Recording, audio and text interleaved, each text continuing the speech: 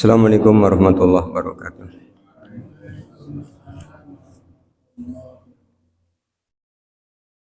Innal hamdalillah nahmaduhu wa nasta'inuhu wa nastaghfiruh wa na'udzu billahi min shururi anfusina wa min sayyiati a'malina may yahdihillahu fala mudhillalah wa may yudlil fala hadiyalah. Asyhadu an la ilaha illallah wahdahu la syarika lahu wa anna Muhammadan abduhu wa rasuluh. Allahumma shalli ala Muhammad wa ala ali Muhammad kama shallaita ala Ibrahim wa ala ali Ibrahim wa barik ala Muhammad wa ala ali Muhammad kama barakta ala Ibrahim wa ala ali Ibrahim innaka Hamidum Majid.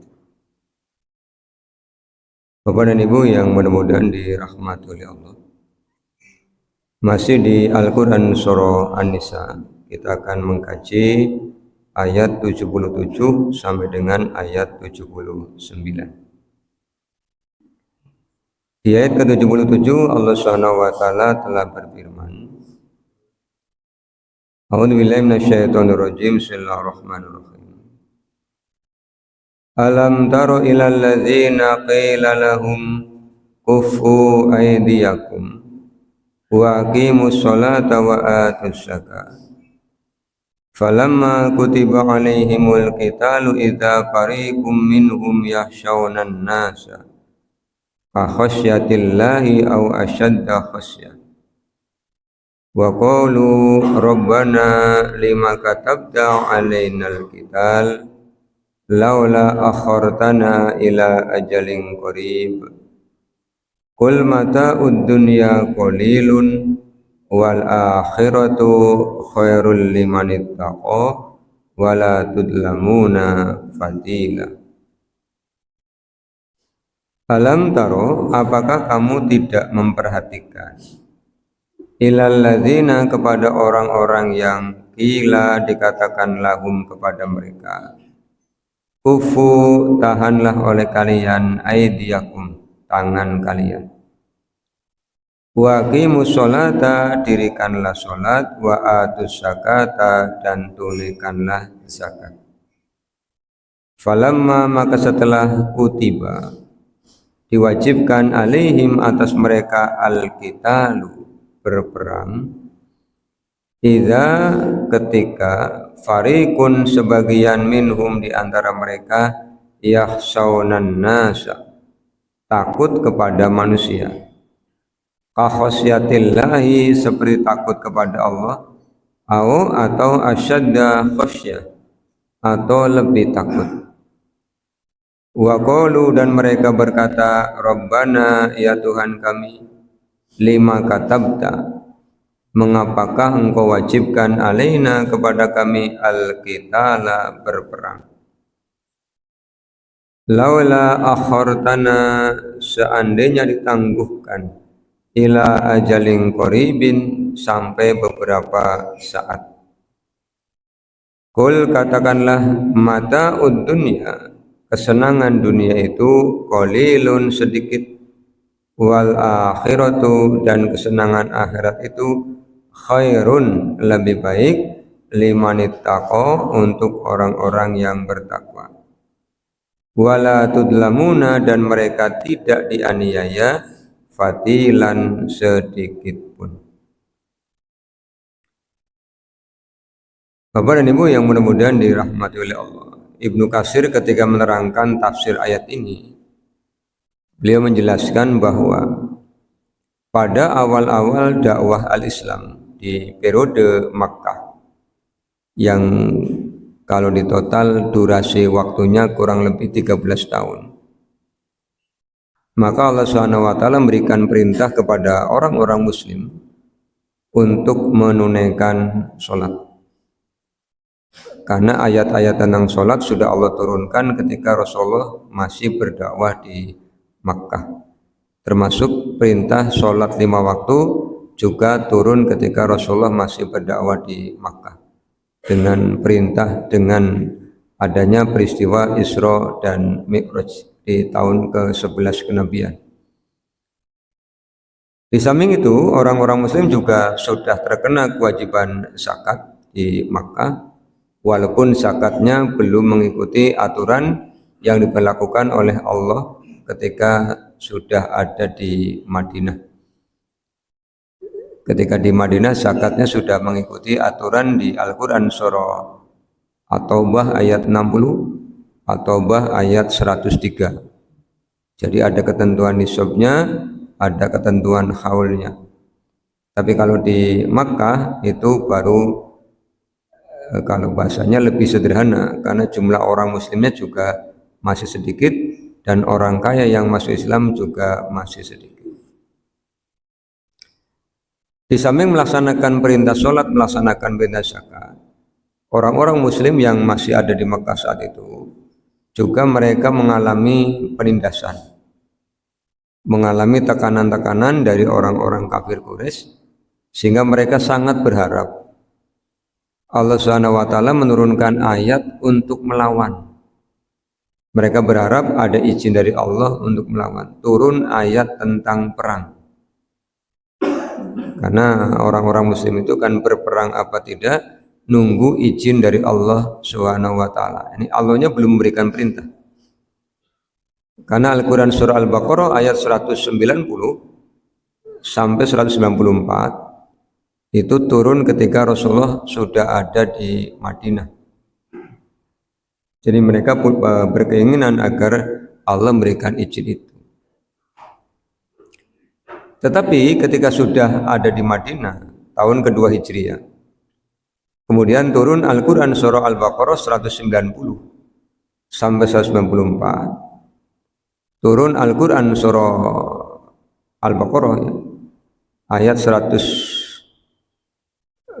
berapa Pak? 78 ya, tentang izin Allah, kutiba alaikumul qisas ya, itu qisas ya. Jadi ketika Allah turunkan ayat tentang perang, ternyata di antara orang-orang muslim itu ada yang mengeluh. Mereka mengeluh, kok diturunkan perintah perang. Jadi ketika di Makkah berharap ada perintah untuk berperang agar bisa melawan, ketika di Madinah sudah merasa ayem, tentrem, tidak ada yang menyakiti, kemudian turun perintah berperang, kata Allah Subhanahu wa taala, sebagian di antara orang-orang muslim itu malah merasa takut. Ini jadi menjadi pepatah umum Bapak Ibu ya. Orang kalau sudah berada pada zona nyaman, hidupnya sudah bahagia, semuanya serba ada, itu lupa ketika masa-masa susah. Beda dengan orang yang dalam keadaan susah. Dia sudah nyaman tuh lupa dengan keadaannya ketika masa susah. Sehingga oleh Allah Subhanahu wa taala turunkan ayat ini mengingatkan, dulu ketika masih di Mekah kalian minta diizinkan berperang. Sekarang ketika izin perangnya ada, kenapa di antara kalian malah takut kepada manusia? Ya saunan nasa. Bahkan rasa takutnya kepada manusia, kata Allah Subhanahu wa taala, melebihi ketakutannya kepada Allah. Ka khasyatillahi au asyadda khasyah. Kemudian Allah menceritakan obrolan-obrolan mereka yang mengeluh tentang adanya perintah berperang ini. Di antara mereka ada yang mengatakan, kenapa sih Allah fardukan perang kepada kita? Kemudian yang lainnya menyampaikan, iya, kenapa tidak ditangguhkan saja perangnya nanti-nantian kan? Maka oleh Allah Subhanahu wa taala kemudian diingatkan, katakan Rasul kepada pengikut-pengikutmu, dunia yang mereka merasa berat untuk ditinggalkan itu hanyalah kesenangan yang sedikit, qalilun. Itu yang diingatkan oleh Allah kepada orang-orang muslim yang ada di Madinah saat itu. Kemudian Allah mengingatkan lagi, wal akhiratu khairul liman ittaqa. Kenapa kalian mau mengorbankan kesenangan akhirat untuk kesenangan dunia yang sifatnya sedikit? Padahal akhirat itu kata Allah khairun, lebih baik. Di surah Al-A'la Allah menyampaikan khairu wa abqa, lebih baik dan lebih kekal. Di Al-Quran surah Ad-Duha Allah menyampaikan walal akhiratu khairul laka minal ula, akhirat itu lebih baik daripada dunia. Ini untuk membangkitkan kembali sifat-sifat keimanan yang ada dalam hati orang-orang muslim diingatkan. Kemudian Allah menyampaikan wala tudlamuna fatila, kalian ketika ikut berperang itu tidak akan didolimi. Berangkatnya kalian dipahalai, syahidnya kalian dipahalai, ketika pulang dengan kemenangan kalian juga akan dipahalai. Wala tudlamuna fatila. Ini. Kemudian ayat 78 Allah mengingatkan, karena di antara mereka yang mengeluh itu kenapa tidak ikut berperang, intinya kan takut mati. Takut mati meninggalkan kesenangan-kesenangan dunia. Sehingga oleh Allah diingatkan di ayat 78. Aina ma takunu yudrikumul mautu walau kuntum fi burujim musyayyadah. Aina ma takunu, di mana saja kamu berada, yudrikum, kalian akan dijumpai al-mautu oleh kematian. Walau kuntum, walaupun keadaan kalian fi burujim musyayyadah, di dalam tembok yang sangat kokoh.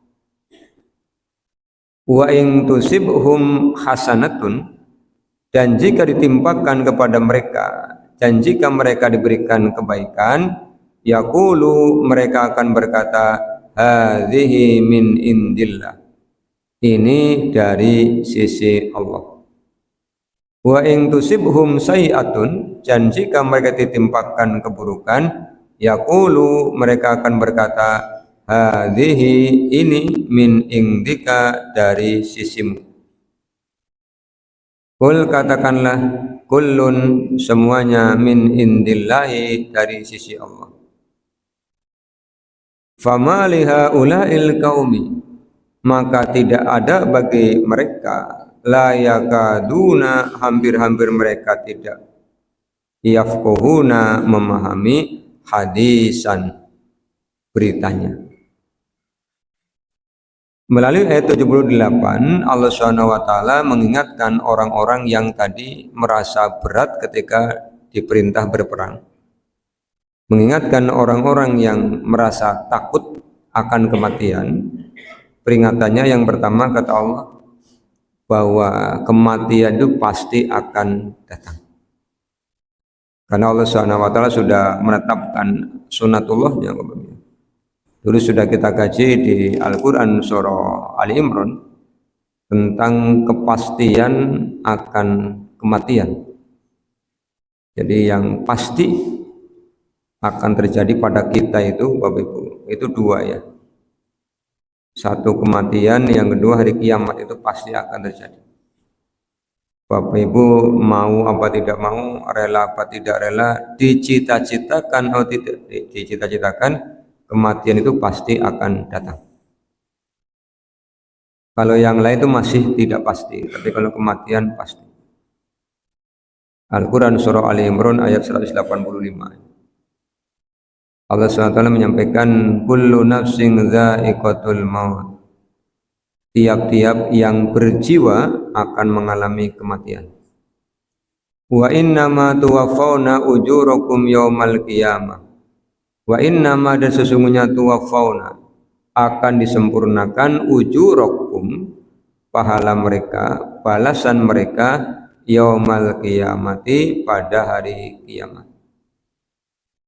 Faman zuhziha anin nari, dan siapa saja yang diselamatkan dari neraka, wa udkhilal jannata, dan dimasukkan ke dalam al-jannah, faqad, maka sungguh, faza, dia telah beruntung.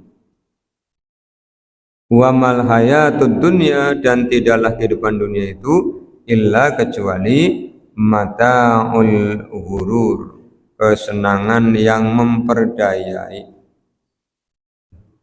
Ini yang menyebabkan orang takut mati itu karena terlalu senang dalam kehidupan dunia. Kemudian Al-Quran surah Al-Anbiya surah ke-21 pada ayat yang ke-35 Allah SWT juga mengingatkan, kullu nafsin dha'iqatul maut, tiap-tiap yang berjiwa pasti akan mengalami kematian. Wa nabluukum bisyarri wal khairi fitnatan. Wa nabluukum, dan kami akan uji kalian, bisyarri dengan keburukan, wal khairi dan dengan kebaikan, fitnatan sebagai ujian. Ini yang perlu diluruskan pemahaman kita Bapak dan Ibu. Kebanyakan orang memahami ketika diberikan keburukan dia mengatakan aku lagi diuji. Tapi ketika diberikan kebaikan dia tidak mengatakan lagi diuji. Padahal kata Allah asyarri wal khairi itu fitnah. Kebaikan ya ujian, keburukan ya ujian. Banyak orang yang ketika sehat merasa tidak diuji. Ketika sempat merasa tidak diuji. Justru sehat dan sempat itu adalah ujian yang membuat orang itu lalai. Kata Rasulullah SAW itu ada dua nikmat yang membuat orang saling lupa. Sehat dan sempat. Kalau lagi sehat itu sering lupa dengan Allah SWT. Tapi kalau lagi sakit baru. Makanya ketika Allah memberikan kita sakit itu pun dalam rangka sayangnya Allah kepada kita agar kita ingat kepada Allah. Karena orang kalau lagi sakit biasanya kan setiap rasa sakit itu mendera, itu Allahnya disebut-sebut. Yang mana saya contohkan seperti orang yang naik kendaraan, naik bis nih, bisnya rusak, jalannya rusak, supirnya ugal-ugalan, ngebut, pasti penumpangnya istighfar semua, pegangan kenceng nih, khawatir. Tapi kalau bisnya bagus, jalannya bagus, supirnya halus, cara nyetirnya, penumpangnya tidur semua. Begitu melek, bisa hancurkan begitu. Jadi cara Allah mengingatkan kita kadang-kadang ketika sehat tidak mau ingat ya diberi sakit. Dan kemudian kematian sesuatu yang pasti. Kemudian di Al-Quran surah Al-Jum'ah Allah SWT juga mengingatkan kepada kita bahwa kematian itu pasti akan mendatangi kita. Jadi kata Allah SWT Al-Jum'ah ayat 8 ya. Qul innal mautal ladzi tafirruna minhu fa innahu mulaqikum. Qul katakanlah innal mauta, sesungguhnya kematian itu alladzina yang tafirruna, kalian ingin lari. Jadi umumnya manusia itu ketika mendengar kematian ingin lari. Sama-sama kalau cerita mati itu pada jengkel, jangan anda mati ke si bisanya anaknya si cilik-cilik katanya. Memangnya kalau mau matikan ditanya dulu anaknya cilik apa gede kan. Waktunya mati ya mati aja. Alladzi tafiruna minhu fa innahu, maka sesungguhnya kematian itu mulaqikum, kematian akan menemuimu. Ini sama dengan yudrikumul mautu, kematian yang akan menemui kita. Summa kemudian turaduna, kalian akan dikembalikan ila alimil ghaibi, kepada Allah yang maha mengetahui yang gaib, wasyahadati, maha mengetahui yang nampak, fayunabbiukum bima kuntum ta'malun, kemudian Allah akan kabarkan apa-apa yang telah kalian kerjakan. Ini tentang kepastian adanya kematian yang akan mendatangi kita. Kemudian surah Al-An'am ayat 61-62 Allah SWT juga mengingatkan,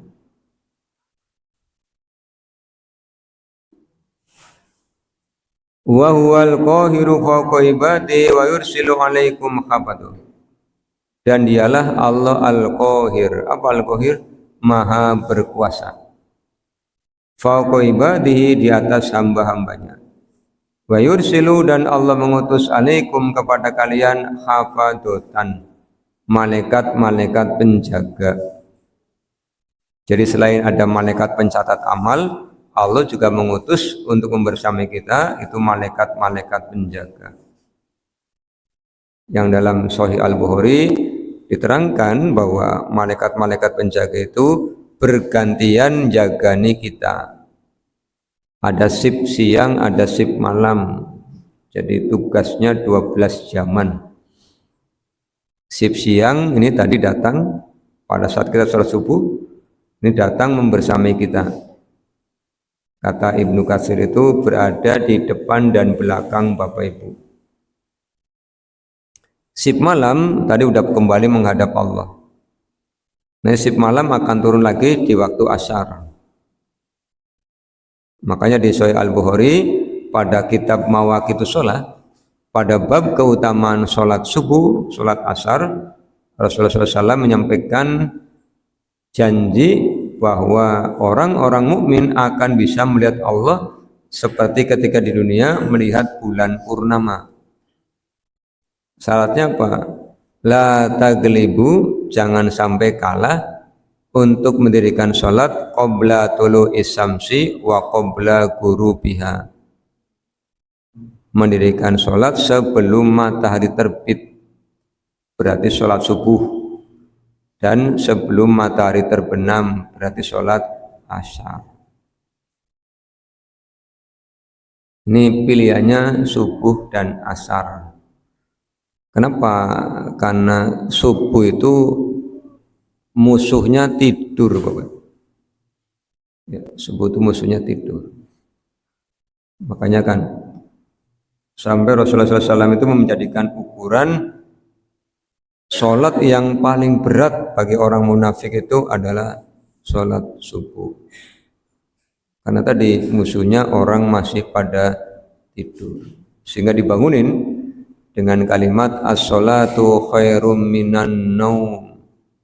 Sholat itu lebih baik daripada tidur. Apa dengar adzan? Dengar. Kenapa tidak ke masjid? Dengar kan dengar, terus tidur lagi kan gitu.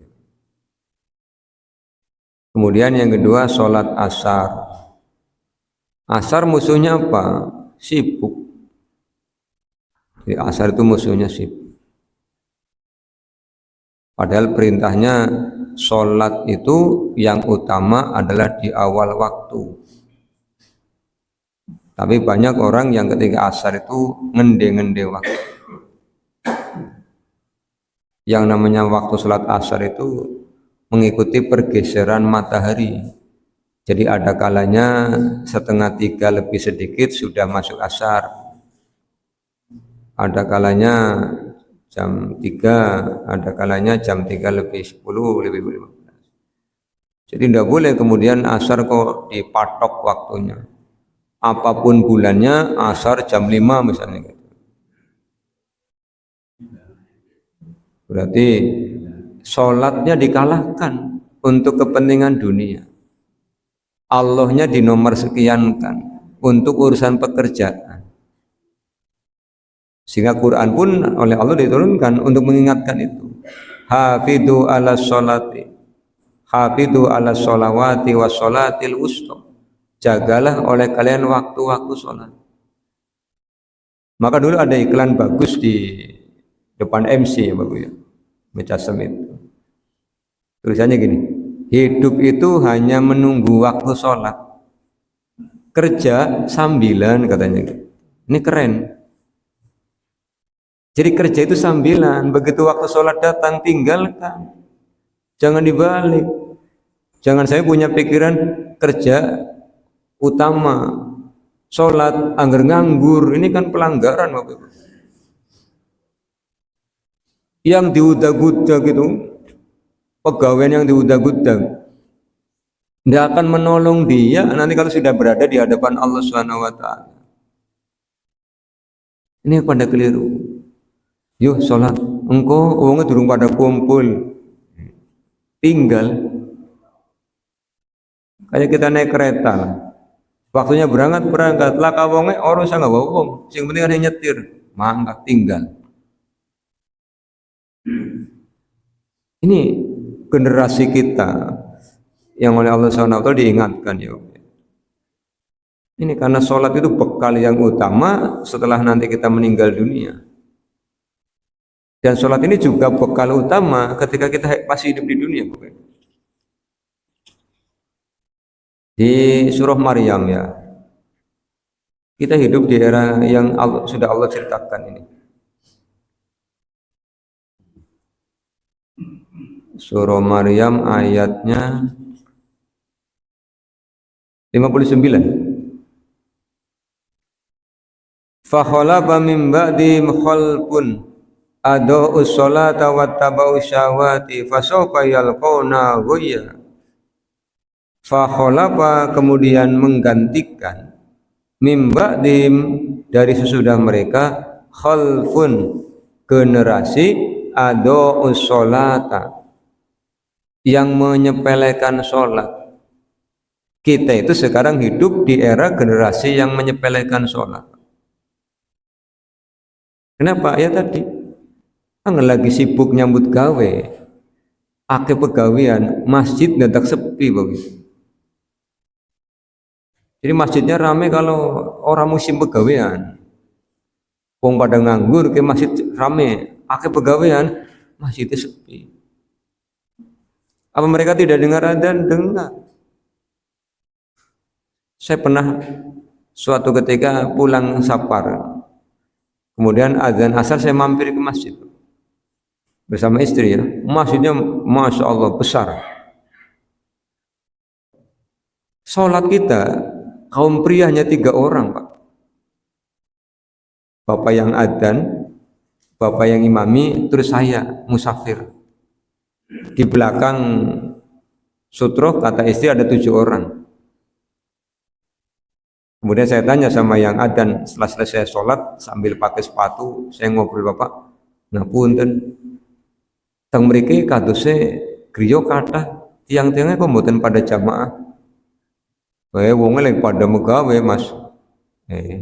Si mboten mirengaken adzan, ya krungu. Gini mboten pada wangsul, embuh angel kayak Pak. Masjidnya bagus, tapi jamaahnya hanya 3 orang. Terus saya tanya, menawi maghrib isya pripun? Akeh maghrib isya. Oh iya pantas. Kenapa Allah mengingatkannya bukan menjaga sholat maghrib, menjaga sholat asar. Yang baru pulang kerja tidur, yang kerja pulang jam 2 habis makan oleh ngantuk, niatnya orang tidur Pak, gelelengan tok niatnya, orang panturu Kak, gelelengan tok. Gelelengan itu bab 1 Bapak Ibu, pendahuluan itu gelelengan. Bab 2-nya apa? Liar-liar kan. Bab 3-nya ngeles. Bab 4-nya ngimpi.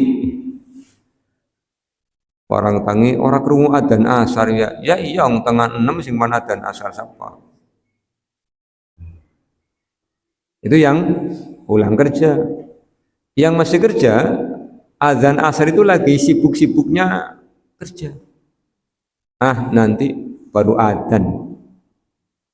Banyak orang yang tidak pernah berpikir Bapak Ibu, yakinkah ketika sholatnya ditangguhkan bukan karena alasan yang diizinkan oleh Allah dan Rasulnya, malaikat pencabut nyawa tidak datang.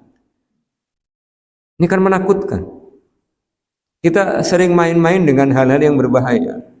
Lah nanti sholatnya gampang. Belum sempat sholat, malaikatnya datang, apa tidak dosa itu? Karena meninggalkan satu waktu sholat yang sudah masuk, tinggalkan saja. Kecuali untuk pekerjaan-pekerjaan yang menyangkut nyawa. Dokter nih lagi ngoperasi, ada azan asar, bisa selesaikan karena menyangkut nyawa. Bapak-bapak yang jaga rel kereta, Ada azan asar kok kereta mau lewat, ya ditungguin dulu karena menyangkut nyawa. Kalau sekedar pekerjaan ngetik bisa ditinggal, macul bisa ditinggal, masang raja bisa ditinggal, ngecat bisa ditinggal. Orang mungkin gemboran ngecatnya, orang mungkin lagi ngelas, orang mungkin gemboran. Ini kok tidak takut dengan Allah Subhanahu wa taala. Allahnya diabaikan. Apa mending kok sekedar lagi ngobrol. Ngobrol itu tanggung. Ngobrol. Lagi dolanan tanggung. Tinggalkan. Makanya betul di masjid itu ada tulisan bagus. Tulisannya apa? Mohon HP dimatikan. Tidak ada panggilan ketika sudah ada panggilan Allah Subhanahu wa taala. Wong Zureh saja, Zureh yang diceritakan oleh Rasulullah itu lagi sholat dipanggil ibunya, pada sholatnya sunnah ya, sampai dia memilih sholat sunnahnya, ibunya jengkel akhirnya. Sunnah Zureh lebih memilih melaksanakan sholat sunnahnya daripada memilih panggil ibunya. Hanya oleh ibunya kemudian disumpahi kan gitu. Nah, ini ketika panggilan Allah datang, kita hendaknya bersegera. Karena apa Bapak? Kematian datangnya tidak pernah memberitahu. Jangan punya pikiran, lah sehat berarti matinya suwe jari siapa Bapak? Laka urusane pan sehat, pan sakit, waktunya mati ya mati baik. Orang sana sing sehat matinya kerin ya Bapak. Ada orang yang olahraga belum selesai mati. Ada orang yang selesai olahraga mati. Ada orang yang meriang malah orang mati-mati. Malah sing mati sing ngopeni ya Pak. Terus pada ngomong kayaknya kesalahan orang kesalahan memang takdir wis waktune mati. Jadi jangan merasa aman. Ada yang esim nom tenang baik cari siapa? Sing bayi nembe lahir be mati anak. Bayi lahir mati anak, bocah mati anak, remaja mati anak. Jadi Allah menetapkan kematian berbeda-beda, dirahasiakan. Makanya harus diwaspadai. Kemudian yang kedua di ayat 78 ini Allah mengingatkan ucapan orang-orang yang hatinya ada penyakit. Ketika mereka diberikan kebaikan-kebaikan, mereka mengatakan kebaikan ini datangnya dari Allah. Tapi ketika mereka berperang, kemudian mereka mendapatkan kekalahan, mereka menimpakan sebab kekalahannya kepada Rasul. Kemudian oleh Allah diingatkan bahwa ujian berupa kebaikan, ujian berupa keburukan, itu semuanya dari Allah. Jadi jangan nyalai Rasul, semuanya datangnya dari Allah. Kalau kalian menyalahkan Rasul, berarti kalian tidak paham. La yakaduna yafqahuna hadis. Kalian dapat 79. Ma asoba min hasanatin faminallah. Apa saja kebaikan yang datang kepadamu, maka itu dari Allah. Kemenangan ketika berperang itu datangnya dari Allah. Wa ma asobaka min sayyi'atin famin nafsik. Apa saja keburukan yang kalian dapatkan di dalam peperangan itu datangnya dari dirimu sendiri. Ayat ini berlaku juga untuk kita Bapak Ibu. Kebaikan yang Bapak Ibu dapatkan itu dari Allah. Tapi kalau keburukan menimpa Bapak Ibu itu akibat sebab Bapak Ibu sendiri. Kita contoh nih ya. Kita contoh nih Pak. Tubuh itu oleh Allah sudah disetting begitu bagus, fi ahsani takwim. Maka supaya tubuh ini tetap bagus, tetap sehat, oleh Allah diberikan aturan, nih makan yang boleh dimakan yang halal dan baik. Tubuh ini sehat nih, kata Allah dijaga kesehatannya dengan makanan yang halal dan baik. Tetapi jiwa manusia itu kan senangnya yang tidak baik. Wa ma ubari'u nafsi innan nafsa la'ammaratun bisu'i.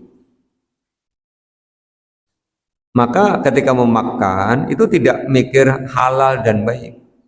Ini pikirkan apa? Halal dan enak. Mulailah makan yang enak. Begitu makan yang enak sedikit kurang ya. Sedikit lagi lah kurang. Akhirnya banyak. Ketika banyak, tubuh tidak siap. Meriang. Kumat penyakitnya. Begitu kumat, yang disalahin siapa? Panganan. Sing ngongkon mangan siapa? Laka. Nafsunya. Ini yang oleh Allah kemudian disampaikan. Ya. Jadi oleh Allah disampaikan begitu. Diingatkan. Tapi kalau diikuti yang halal dan baik, ya tubuhnya akan sehat. Contohnya siapa? Rasulullah. Rasulullah adalah orang yang paling sehat. Maka kalau di era kita sekarang ya Pak, banyak penyakit yang dulu mungkin ketika Bapak Ibu masih remaja, masih muda, tidak mendengar jenis-jenis penyakit itu sekarang ada, ya karena ketidaktaatan terhadap aturan Allah. Kalau dulu penyakit kan jumlahnya sedikit. Paling apa sih penyakitnya?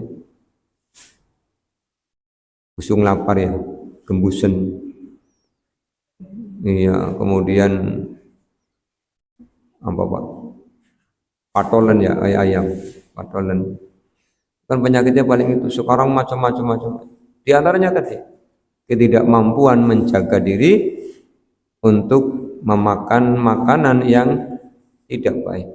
Karena nuruti lidah, yang penting enak. Makanya sekarang istilahnya goyang lidah ini. Lidahnya goyang-goyang terus. Padahal mulut itu kan hanya tempat lewat. Yang merasa berat adalah badannya. Ini kebaikan itu datang dari Allah. Kalau keburukan menimpa kita itu ulah diri kita masing-masing. Termasuk kalau sudah bangun jam 3 itu kan kebaikan dari Allah Bapak Ibu. Kemudian sampai jam 3. Alhamdulillah. Tanggung 5 menit maning, leleng maning kan ya Pak. Dibangunin lagi nih tengah 4 sampai tengah 4, subuh tengah 5 menit maning kan itu. Akhirnya kan kawanan. Itu bukan karena Allah tidak sayang, karena kitanya yang tidak mau disayang. Ya. Rasulnya tidak suka bercakap-cakap habis sisa. Kita ngobrol baik barisan, nyubengi dicuk maning wedang ya. Jadi jam 1 nembe mampan. Kalau jam 1 nembe mampan ya alamat kawanan. Ini artinya kita mengambil untuk mendapatkan keburukan. Warsalna kalinnasi rasula, dan kami mengutus rasul untuk manusia. Wa kafa billahi syahida, dan cukuplah Allah menjadi saksi. Bapak dan Ibu yang mudah-mudahan dirahmati Allah, ayat ini konteksnya bicara tentang syariat peperangan di tahun kedua Hijriah. Tetapi pelajaran yang bisa kita ambil dari 3 ayat ini, yang pertama, jangan merasa berat ketika mendapatkan perintah dari Allah SWT. Kerjakan sesuai dengan kemampuan. Jangan mengeluh, kenapa sih Allah nyuruh ini. Itu bukan tabiat orang mukmin, itu tabiat orang-orang munafik. Ketika ada perintah, terima dengan penuh kerelaan, ridho. Kemudian laksanakan. Kalau tidak mampu Pak, ya kalau tidak mampu diberikan pengecualian. Kemudian yang kedua, Bapak dan Ibu, kita diingatkan dengan ayat ini, jangan terlalu terlena dengan kehidupan dunia, sehingga lupa mempersiapkan bekal untuk kembali ke akhirat. Rasulullah pernah mengingatkan, hiduplah di dunia seperti orang asing, hanya sekedar mampir, atau seperti orang musafir yang berdiri di bawah pohon hanya sekedar berteduh. Artinya apa? Jangan terlalu mencintai dunia, hubbud dunia. Mencintai dunia boleh, yang tidak boleh adalah terlalu. Karena kalau sudah terlalu mencintai dunia, nanti Allahnya dilupakan. akhiratnya tidak disiapkan. Yang ketiga, karena kematian itu sesuatu yang pasti akan datang, kapanpun waktunya, kita tidak bisa milih waktunya, tidak bisa milih tempatnya. Maka yang kita bisa pilih adalah sedang apa. Sehingga saya ingin titip pesan pada Bapak Ibu, jadilah orang yang istiqomah. Jadilah orang yang istiqomah. Karena apa? Itu yang akan menyebabkan kita husnul khotimah. Kalau tidak istiqomah, nanti bahaya. Dari muda Bapak Ibu nih sudah jadi orang baik, selesaikan sampai dengan akhir hayat. Jangan sampai sudah mendekati kematian, datak metu ongrongane. Dari muda tidak pernah bermaksiat, orang tua pengen nyicipi maksiat. Pas nyicipi maksiat, mati. Kapok teman bakal. Jangan sampai lakukan itu. Kata Rasulullah, qul amantu billah summa istaqim. Kemudian pesan yang keempat, ambil takdir kebaikan. Bagaimana caranya? Ikuti apa yang sudah Allah atur. Bagaimana kalau kemudian Allah berikan takdir yang tidak baik? Rela hati karena bagian dari rukun iman yang ke-6. Wa tu'mina bil qadari khairihi wa syarrihi. Dan engkau mengimani qadar baik dan qadar buruk. Ini pelajaran yang bisa kita ambil pada kajian tafsir di pagi hari ini. Semoga Allah SWT senantiasa membimbing kita semua, menjadikan kita orang-orang yang istiqomah di dalam ketaatan dan mewafatkan kita dalam keadaan husnul khotimah. Kita tutup dengan doa kafaratul majlis. Subhanakallahumma bihamdika asyhadu an la ilaha illa anta astaghfiruka wa atubu ilaika. Assalamualaikum warahmatullahi wabarakatuh.